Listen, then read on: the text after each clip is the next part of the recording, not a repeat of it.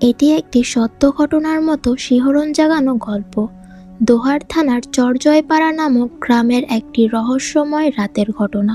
এক রিকশাওয়ালা ও এক যাত্রীর দেখা মিলল এক ভয়ঙ্কর লাশের সাথে, যার শরীরে ছিল ভেড়ার মতো পশম। এরপর ঘটে গেল অপ্রত্যাশীয় কিছু।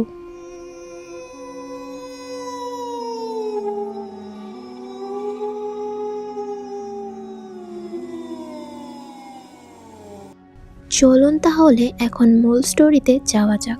ভয়ানক একটি লাশের কাহিনী। ঘটনাটি ঘটেছিল দোহার থানার চরজয়পাড়া নামক গ্রামের এসপি বাড়ির সামনে, সেই রাস্তায় যেখানে একটি কালভার্ট আছে আর তার ঠিক পাশেই আছে বড় একটি ঝোপ। যেই জায়গার আরও একটি ঘটনা আমি এর আগেও শেয়ার করেছি। এখন আমি সেই জায়গার আরও একটি ভয়ঙ্কর ঘটনা তুলে ধরছি। এই ঘটনাটি ঘটেছিল আজ থেকে প্রায় 7-8 বছর আগে। একদিন এক রিকশাওয়ালা রাতে এক প্যাসেঞ্জারকে নিয়ে সেই রাস্তা দিয়ে আসছিল। রাত তখন প্রায় আনুমানিক 11টা কি 11:30টার মতো হবে। আমরা জানি যে গ্রামে 9টা-10টার দিকে প্রায় বেশিরভাগ মানুষ ঘুমিয়ে পড়ে, তাই সেই সময়টা সেখানে একেবারেই জনমানবহীন ছিল। তারা দুজন সেই রাস্তা দিয়ে যাচ্ছিল। এমন সময় তারা কিছুটা দূর থেকে হঠাৎ সাদা কিছু একটা লক্ষ্য করে।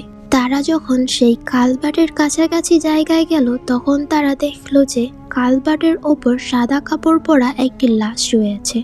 তারপর তারা দুজনেই রিক্সা থেকে নেমে লাশটির কাছে যায়। তারা দুজনেই অবাক হয়ে গেল যে এত রাতে এইখানে একটা লাশ কে রেখে গেল। লোকটি রিক্সাওয়ালাকে বলল, হয়তো কেউ লাশটিকে এখানে ফেলে রেখে গেছে, চলো আমরা লাশটিকে নিয়ে দাফন করার ব্যবস্থা করি। কি বলো রিক্সাওয়ালা মামা? কিন্তু রিক্সাওয়ালা এতে আপত্তি জানালো। সে লোকটিকে বলল, আমাকে আমার ভাড়া দিয়ে দেন, আমি এই লাশ নিয়ে যেতে পারবো না। লোকটি তাকে বলল, আরে মামা রেগে যাচ্ছ কেন?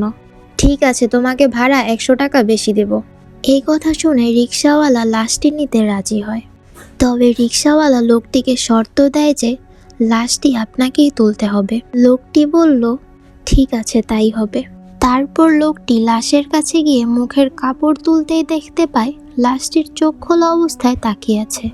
অর্থাৎ কেউ চোখ খোলা অবস্থায় মারা গেলে যেমন দেখা যায় ঠিক তেমন। এতে সে একটু ভয় পেয়ে যায়। এরপর সে লাশটির গায়ের কাপড়ের আরও কিছু অংশ সরাতেই দেখতে পায় লাশটির শরীরের পশমগুলো বেশ বড় বড়, যা কোনো সাধারণ মানুষের থেকে একেবারেই আলাদা।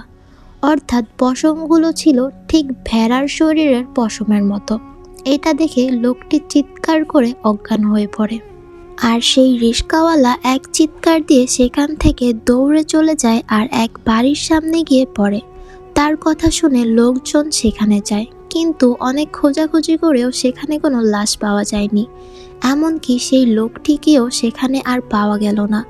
পরদিন সকালে সেই কালভার্টের নিচে সেই লোকটির লাশ পাওয়া যায়, কাদায় অর্ধেক গাড়া অবস্থায়।